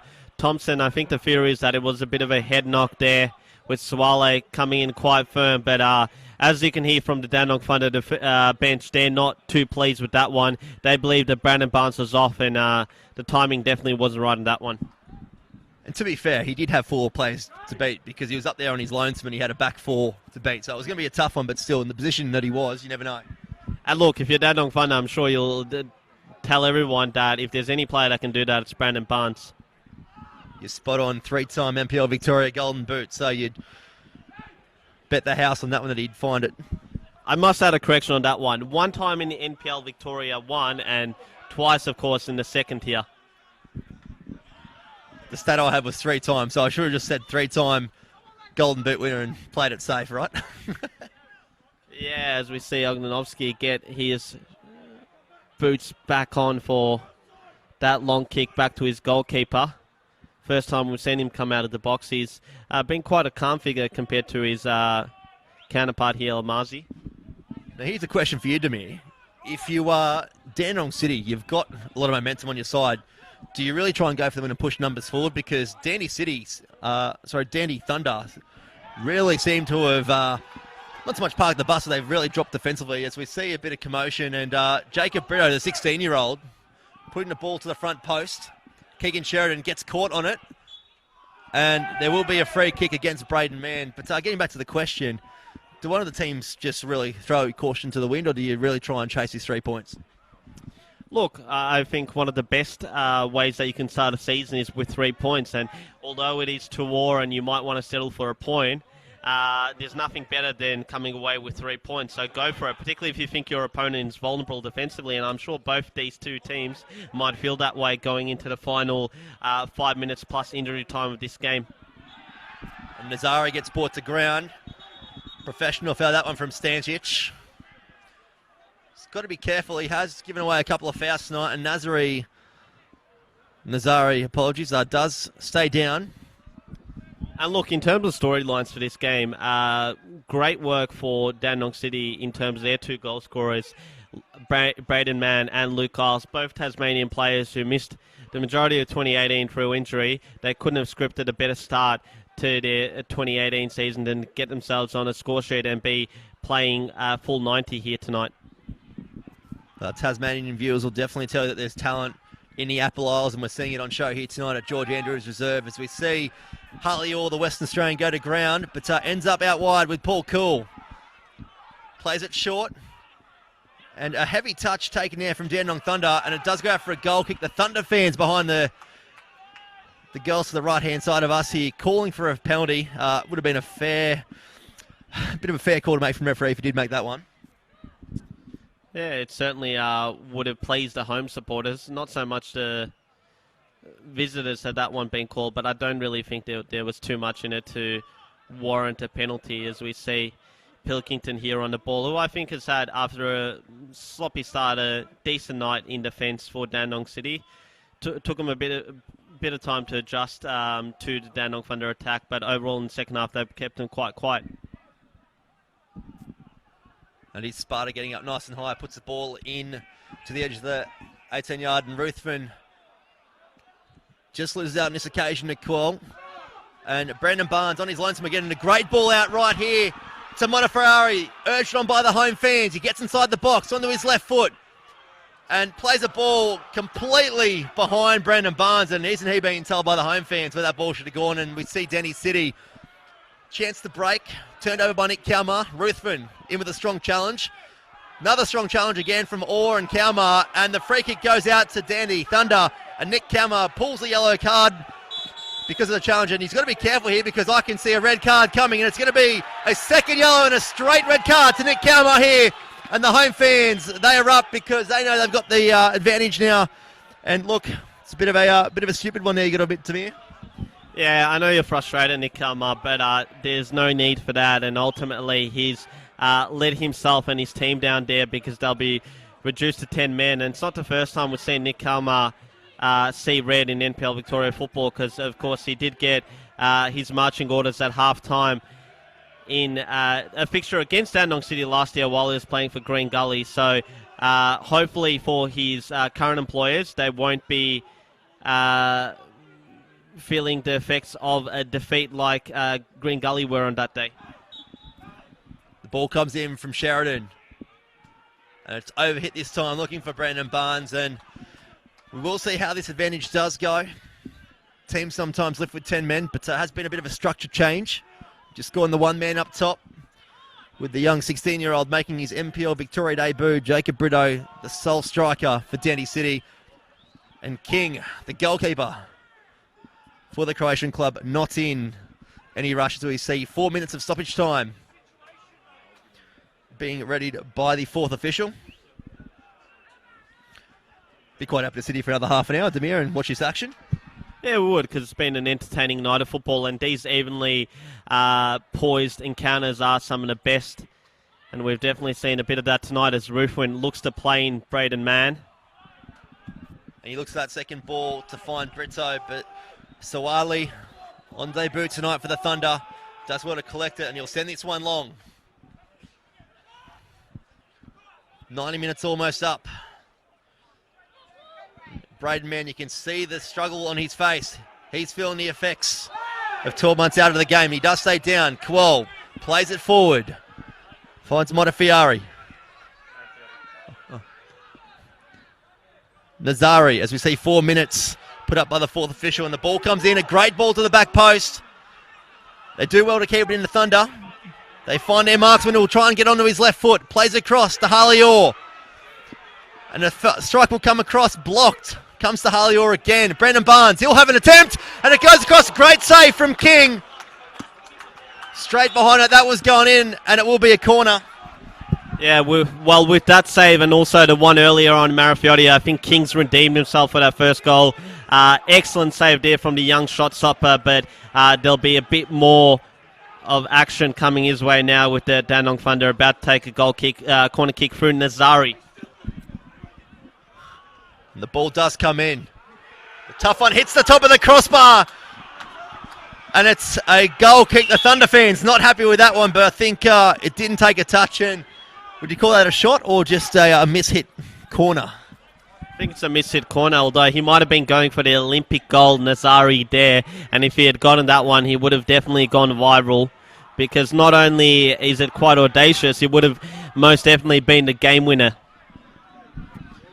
Got both coaches beneath us here in the commentary box, barking instructions out. Both teams chasing a result. As it stands, they're both going to get 1 point each to kick off their 2020 campaign. And Adrian Lear sends this one long. Braden Mann, he's going to be called offside on this occasion, and a bit of gamesmanship to block the ball there from Harley-Orr, who does get it away. Comes to the right back. Isles forcing Coyle to go back. He finds Sheridan. And they've got plenty of room to work with. They're sitting quite deep. Trying to venture forward at a steady pace. And some strong defensive work there from City and some smart play to play it short to Adrian Lear. And now they're going to try and play it out through Braden Mann. He goes long, mishits his pass looking for Brito. Sawali's out of his 18-yard box. Nazari. He'll play it to Sheridan. He's got plenty of room to work with here if he wants it. He's got Ruthven in front of him. He's calling for a short option. He plays it in. Finds some more space. Cool, the substitute. You'll come across and you'll spread it out wide. There's some room to work with. The cross does come in. Brendan Barnes gets a head net, and it's a goal in the 93rd minute. George Andrews Reserve, the C's are up. Brendan Barnes, the saviour for the Thunder. He is back. And don't you know it to me? And Barnes calls game. It's called game here for Dandenong Thunder. And this place has gone absolutely wild. Ecstasy here for the home team. Agony for Dandenong City. And Brandon Barnes has got himself his second and almost certainly has got himself the winner. What a night for Dandenong Thunder. And he might get himself a yellow there, but he won't mind too much because he will get his side all 3 points with that goal. And there were tears when he announced at Amy Park that he was leaving to return home. The SOS went out to him in January. Come on back, Barnesy. He took the calls, and haven't they been answered tonight? Because I tell you what, Brandon Barnes has made himself even more of a hero here. George Andrews Reserve, as the Dandenong Thunder fans, they lift the roof of the grandstand, a new corporate area. The place is going to fall apart if they don't keep things calm, because he's just pulled a result from absolute nothing in the last couple of minutes. So they've had none of the ball. The favour's been in terms of City. And we will see Cole just launch this one long. We're now into the hands of the referee and his stopwatch as we see Cole beat Ruthven. Brandon Barnes in front of him again. He's got one-on-one to beat. Pilkington gets around him. And we've got, the ball comes across to Barnes. Does he get, no he doesn't. And the second attempt goes out for a goal kick to me. Takeover, I need a breath. And Dandenong Thunder are adamant that was a corner kick, but it has been given by the referee as Dandenong City pump it up along in search of an equaliser. Checks his watch. No call yet. City sending the ball long to no avail. It comes out to Sparta. One last attempt. He goes long, looking for Brito and Thompson. He's got Isles. He'll try and find a 16-year-old. He'll try and use his body strength, our muscles, and it will be a goal kick, much to the fans' pleasure here at Great defensive work there by Pappy, and it's all 3 points going to the home side. Dandenong Thunder emerge victorious, 3-2 home win. And you wouldn't know it, you wouldn't know this is a round one game, but Dandenong Thunder have once again claimed bragging rights in the Dandenong Derby. They still claim to be top dogs of Dandenong, and they most definitely are with that victory. Well, in terms of a marquee fixture to kick off round one, we have definitely delivered here at George Andrews Reserve. It's been an absolute cracking game of football. Periods where it just went end to end, but it is Brandon Barnes that brings home the bacon with 3 points to kick off the 2020 campaign for Dandenong Thunder. Some searching to do during the week for Dandenong City. They've got their first home game next Friday night at Frank Hallahan. But the Thunder, they kick off 2020 with 3 points. Unlike last season, it's the start they want, Demir. Most certainly. We did mention how long it took Dandenong Thunder to get a home win last campaign, and I'm sure that was on their back of their minds coming into tonight. It's always going to be a big game against Dandenong City, but they rose to the occasion tonight, and no one more so than Brandon Barnes, who once more steals the show with a brace and that 90th minute winner. It's a perfect night of football if you're the home team. If you're the visitors, okay, you're unlucky to found yourself on the wrong side of that 5-goal thriller, but ultimately it's been a fantastic evening and a fantastic showpiece for NPL Victoria as well as football in this part of the state. And ultimately, while Dandenong Thunder will be the winners tonight, it was an exceptional evening of viewing for not only the people here in the stadium, but I'm sure for those of you at home, and hopefully we see more of them pack the stands in the coming weeks. Absolutely well said, Demir, and thank you very much for your company tonight in the commentary box. My name is Bryce Ruthven. Don't forget, if you're getting out to a game tomorrow, get involved in donating some much-needed funds to the Victorian Bushfire Appeal. Round one is all about raising some funds for those suffering in East Gippsland and the rest of the country as well. My name is Bryce Ruthven. Demir Coulis as well joining me in the commentary box, signing off from George Andrews Reserve. We're up and running for 2020. It's NPL Victoria action.